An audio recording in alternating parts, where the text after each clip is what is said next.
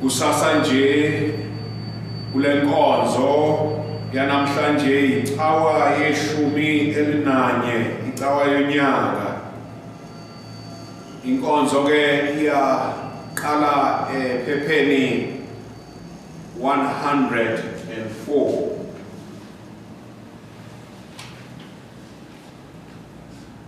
Inkosi mayibe nani. Yibongeni inkosi. Makubongwe uThixo uyise unyana nomoya ongcwele. Masiqhubeke sihlanganyele uzuko ekhasini 104.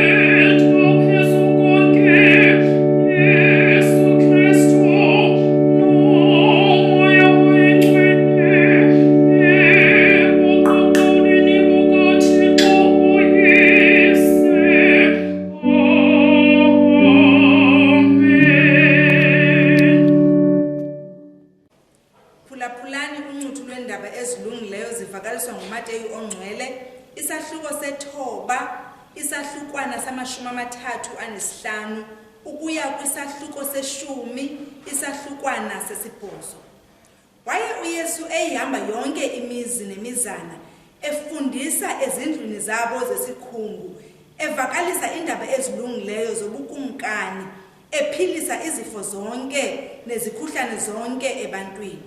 Wathi akuzibona izihlwele, wasikwa imfesane zizo, ngokuba zibe zityhafile, zichithakele ngokwezimvu ezingenamalusi. Aze athi kubafundi bakhe, ukuvuna okunene kuninzi, kodwa bona abasebenzi bambalwa. Khungani ngoko enkosini yokuvuna, ikhuphe abasebenzi baye ekuvuneni kwayo. Waza wababizela kuye abafundi bakhe abali-12, wabanika igunya komoya abangcolileyo ukuze babakhuphe nelokuphilisa izifo nezikhuhlane zonke. Amagama ke abapostile abo bali-12 ngawo la. Owokuqala uSimon ekuthiwa nguPetros, noAndrea umzalwane wakhe, uYakobi kaZebhedi noYohane umzalwane wakhe, uPhilip noBartholomeyu, uThomas noMateyu, umbuthi weRhafu, uYakobi ka-Alfeyu noLebheyu ogama limbi lingutadeyu, uSimon umkanana noYuda Iskariot lowo wamncatshayo. Abo bashumi-2 wabathuma uYesu akuba ebayalile wathi, ze ningasingi endleleni yenhlanga, ningangeni nasemzini wamaSamariya, yiyani ke kanye kwizimvu ezilahlekileyo zendlu kaIsrayeli. Ekuhambeni kwenu vakalisani nisithi, ubukumkani bamazulu busondele. philisana imilwelwe, hlambululana abaneqhenqe, vusana abafileyo, khuphani idemoni, namkele ngesisa, yiphani ngesisa, yivangeli kaKristu le. Egameni likaNkulunkulu uyise noNkulunkulu uNdodana noNkulunkulu uMoya oyingcwele. Evangelini lanamuhla uJesu ugqamisa ububanzi bomsebenzi kanye nobungqusana besisebenzi uma ethi ukuvuna kukhulu kodwa izisebenzi zingcosana. Ngakho ke nxusani enkosini yokuvuna ukuba ithume izisebenzi ziye ekuvuneni kwayo. Ngidlinza ngalamazwi ngicabange ngethuba engengaliphiwa ngonyaka owandulela odlule ngomhla ka-17 April 2019 lokushumayela enkonzweni yokukhunjulwa ukudlelana okungcwele nokuvuselelwa kwezifungo zabagcotshwa kwekomkhulu lethu iCathedral, indikimba eyayithi inkonzo emphakathini oguquguqukayo. Ngabelana nabagcotshwa kusifundambishop siseNatali ngokuthi uguquko kwezemisebenzi, industrial revolution, kuyithinta kanjani indlela esisebenza ngayo, esikhonza ngayo, nesiziveza ngayo ubuntu bethu. Ngisalibheka ke ivangeli lanamuhla ngibe nomuzwa ukuthi njengebandla ukuthi sidinga ukubheka ngamanye amehlo, sizama ukuqondisisa lokho okushiwo uNkulunkulu wesikhathi esiphila kuso. Izwi lithi lapha kuverse 35 evangelini uJesu wayehamba imizi yonke nemizana eshumayela ivangeli lombuso, ekhulukisa izifo zonke nokugula konke. Kufikile ke kimi ukuthi zonke izindawo noma iziyingi zokukhonzela kade zivaliwe thaka zaze zavulwa kulesigaba sesithathu. Ngiyacabanga nje ukuthi uJesu wayengenze njani ngalesikhathi, noma naye wayengathiwa ukuvethe ukuba enze umsebenzi kababa wakhe. Nginaso ke isiqiniseko sokuthi uJesu, futhi siyaqonda ukuthi ungumangena kuvaliwe njengoba wakwazi ukungena egumbini eliphezulu lapha abafundi babezivalele khona ngenxa yokwesaba abaJuda. Njengoba ke kusukela kwaqala ukhuvethe COVID-19 pandemic, sonke saphoqeka ukuba senze imisebenzi ngendlela eyahlukile nokuhumusha izibhalo ngendlela eyahlukile esikhathini esiphila kuso. Ngiyakholwa ukuthi uJesu wayezosinika izindlela ezehlukile zokwenza umsebenzi nokuhumusha izibhalo ukuba wayephila ngesikhathi sethu. Namhla sisithola sisebenzisa izinkundla zokuxhumana ukufinyelela kubantu nevangeli. Umuntu angazibuza nje ukuthi yini indaba uJesu abiza abafundi futhi wabathuma ukuba benze umsebenzi okwakumele ukuba wenziwe nguye. Ngiyacabanga nje ukuthi wayenzela ukuba athi eyedwa kodwa abe sezindaweni eziningi. Wabona ukuthi isivuno sikhulu kodwa isisebenzi ingcosana, wayidinga isisebenzi ezizoqoqa isivuno. Evangelini ngokaMateyu isahluko esa28 isahlukwana ese19 ngaphambi kokwenyuka kwakhe wabathuma abayi12 wathi, ngalokho ke hambani nenze izizwe zonke abafundi nibabhaphathise egameni likaYise nelendodana likaMoya Oyingcwele. Kuyamangalisa ke ukuthi ibandla belivalelwe ukunyakaza esigabeni sesihlanu nesesine lize lavulelwa esigabeni sesithathu ngemigomo ethile, kodwa ivangeli lidlundele leqa imingcele ngobuchwepheshe banamuhla.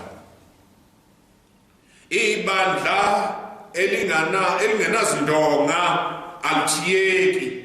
Umsunguli webandla wamaweseli wayenawo lo mbono, ngengakhumbula ngisacabanga ngalokho uNkulunkulu akubeka enhlizweni yami ukuthi wathi yena wayengena kholelwa emingceleni yesifundampristi ngoba wayethi umhlaba wonke uyisifundampristi. Ukusebenza ebandleni sekuguquke kakhulu kunalokho ebesikwazi. Imingcele yesifundampristi ayisasebenzi ngoba abantu sebehamba kalula bayokhonza lapho bethanda khona. Kufanele sibuke imingcele ngendlela eyahlukile. Encwadini yezenzo isahluko sesibili isahlukwana samashumi 42 namavesi alandelayo izwi lithi ngebandla laseJerusalem laqinisela njalo ekuhlephuleni isinkwa nasemkhulekweni. Bonke abakhulwayo babe ndawonye bahlanganyela izinto zonke. Kodwa ke nakuba izwi lisho njalo kulezi insuku sikhuluma ngemihlangano sezindaweni ezahlukahlukene, ikakhulukazi Zoom meetings no Skype meetings. Sikhuluma ngesidlo sikamoya. Uma sesibuyela ezindlini zokukhonza sikhuluma ngendaba yokuhlala ngokuqhelelana kanye nokungathintani. Indlela yokukhonza izokwehluka kakhulu kunaleyo esijwayele. Ngiyakholwa ukuthi akusekho ukubuyela emuva kulokho. Kusukela siqalile ukusebenzisa izinkundla zokuxhumana, baningi abantu esesifinyelele kubo emhlabeni wonke ngalezi ndlela zesimanje manje zokuxhumana. Lezi ndlela ziyaselekelela ukuba senze okwezwi njengoba lithi ezenzweni 1 verse 8, kodwa nizakomukeliswa amandla umoya ongcwele sefikile phezukwenu, nibe ngofakazi bami eJerusalem naseJudiya lonke naseSamaria kuze bese egcineni komhlaba. Inkinga ke esinayo bazalwane ebandleni likaNkulunkulu ukungalingani. Amanye amabandla afinyelela kanzima kulabo abakhonza nabo, lifinyelela kanzima ukwenza umsebenzi ngezindlela ezahlukile. Ngokwezomnotho asilingani ukuba sikwazi ukuthenga amathuluzi obuchwepheshe besimanje manje. Ngakolunye uhlangothi abazalwane ikakhulukazi asebekhulile abanawo amathuluzi esimanje manje, bafinyelela kanzima ekuthenini bathole ivangeli ngokugcwele. Kuningi okungase kwenzeke ngalesikhathi sobuchwepheshe besimanje manje, njengoba izwi lisho ukuthi isivuno sikhulu kodwa isisebenzi ziyincosana. Izinkundla zokuxhumana ziyibandla lobuchwepheshe banamuhla. Abantu balesikhathi banemibuzo eminingi. Le mibuzo bayibuza ngokukhululeka ezinkundleni zokuxhumana kunasemasontweni. Abantu besimanje ilapho bekhula khona kwezikamoya ngoba babuza noma yini ngaphandle kokwesaba. Bacabanga noma bekhululekile ukwenza ukungabaza kwabo ngokholo. Imibuzo yabo engaphenduleki ngokholo nokuthi ilapho bengahlulelwa khona emabandleni ethu bakwazi ukuthi baqhubeke babuze bakhule ngokamoya. Ngiyafisa ke ukuthi ngiphethe ngokuthi ngiyakholela ukuthi isekhona impilo emva ka COVID-19 pandemic. Sibizelwe ukukhonza ngokwehlukile, ngeke liphindele lifane nezolo inamuhla njengebandla kukhona abazosala kodwa bakhona futhi abazongena. Njengamanje inkonzo yeka imingcele futhi umhlaba uyisifunda mpristi masikhuleke. Nkosi yesivuno, thumela izisebenzi zakho ukuba zandise ivangeli. Sibizele kulomsebenzi, sithumele ukuba simemezele izindaba ezinhle egameni likaNkulunkulu uyise, uNkulunkulu Ndodana, uNkulunkulu uMoya Engcwele. Amen. Siyakholwa kuThixo omnye, uyise onamandla onke, umdali wezulu nomhlaba, nezinto zonke ezibonakalayo nezingabonakaliyo. Siyakholwa kwinkosi inye, uYesu Kristu, okuphela konyana kaThixo, owazalwa nguyise kwasephakadeni. uThixo ovela kuThixo, ukhanyiso luvela kolukhanyiso.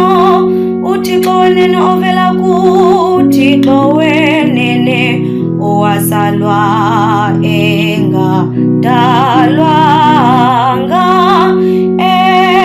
emonye noyise, zonke izinto zenziwe ngaye. Ngenxa yethu thina bantu nangenxa yosindiso lwethu wehla ezulwini, ngamandla kaMoya Engcwele wazalwa intombi uMaria, waba ngumntu. Ngenxa yethu abethile emnqamlezweni ngemihla kaPontiyu Pilato, weva ubunzima, wafa wangcwatywa. Ngomhla wesithathu wavuka ngokwesibhalo, wenyukela ezulwini, uhleli ngasekunene kukayise, wobuye sebuqaqawulini, eza kugweba abahleliyo nabafileyo. Ubukumkani bakhe bungasayi kuphela. Siyakholwa kuMoya Oyingcwele, iNkosi uMdlisi wobomi, uphuma kuyise nakunyana, unqulwa ezukiswa kunye noyise nonyana. Wathetha ngabaprofite, siyakholwa kwikerike enye, engcwele katolika labapostile. Sivuma ubhaptizo olunye lokuxolelwa kwezono, sijonge nokuvuka kwabafileyo, nobomi bephakadelizayo. Amen. Ngamandla onke bawethu osezulwini, usifundisile ukuthandaza nokwenza imibulelo ngenxa yabantu bonke. Yamkela imithandazo yethu esiyenzela ikerike Katolika, iwazi amandla omoya wakho, ukuze bonke abantwana bakho bavumelane ngenyaniso yelizwi lakho elingcwele, bahlale bemanyene beseluthandweni lwakho. Luleka uphumelelise, siyakuthandaza abo bazamela ukusasaza kweendaba zakho ezilungileyo. Uwakhanyisele ngomoya wakho onke amaziko omsebenzi nawemfundo nokuphilisa. Sithandazela abo basemagunyeni nakwizikhundla zolawulo phakathi kwezizwe ukuze balawule ngobulumko nangobulungisa, bakhuthaze uxolo nolonwabo ehlabathini lonke. Ngokwemfesana yakho Bawo, yonwabisa uphilisa abo basezinkathazweni nasezinsizini, abaswelekwa nabagulayo. Wenze oku Bawo ongcwele ngenxa kaYesu Kristu.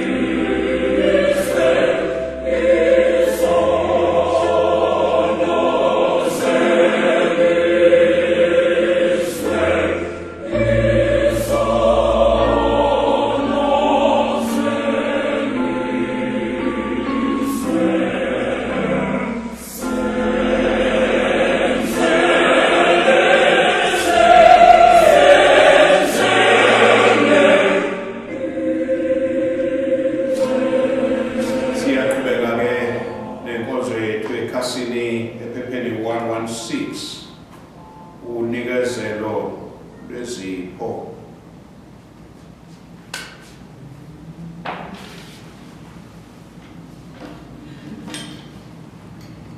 Mawubongwe wena Nkosi Thixo wendalo yonke, ngenxa yokulunga kwakho sinesonka sisinikelayo, isonka esinikezwe ngumhlaba nesenziwe izandla zomuntu, uthi esisonka sisonka sobomi.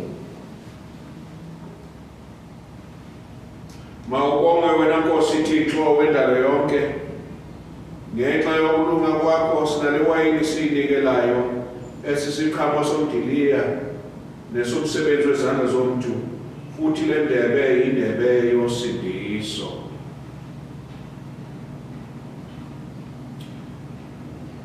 Masibusise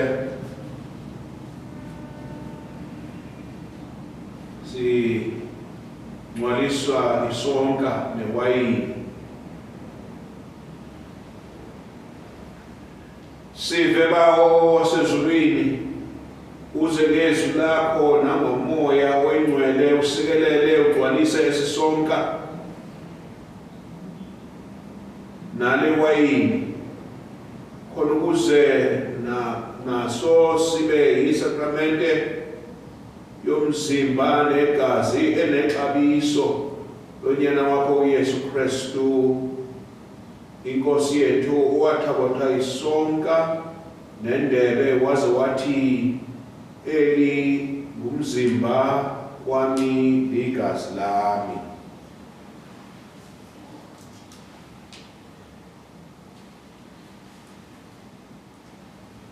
Masilungiseleleke ukwemukela ngokomoya.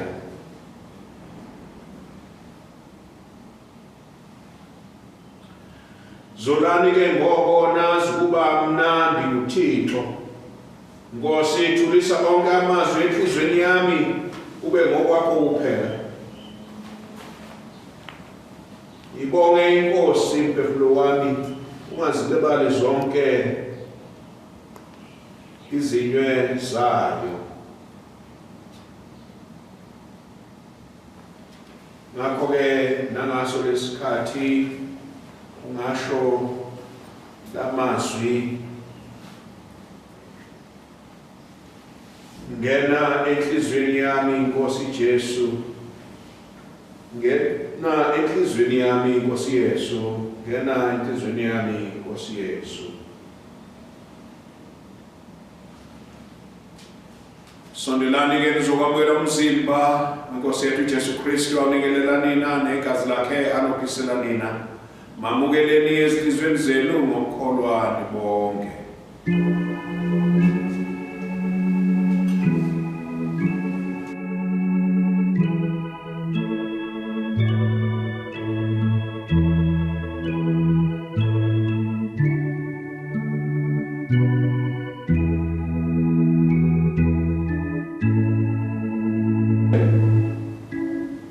Thixo ongamandla konke uphakade, ngokusonda kwakho ngezimfihlakalo ezingcwele umzimba negazi lonyana wakho umsindisi wethu Yesu Kristu.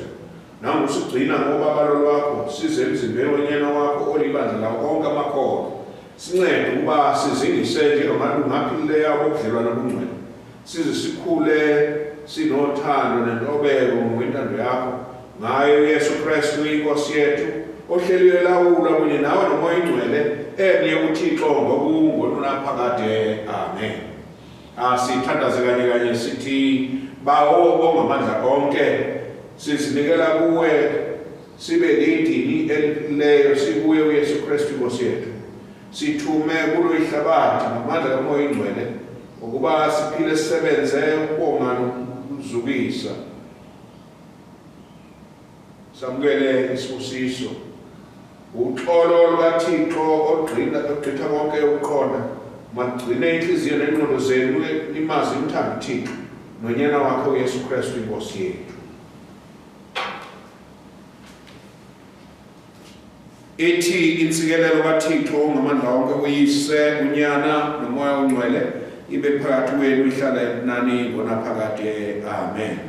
Phumani-ke ngoxolo nithande nikhonze inkosi egameni likaKristu. Amen.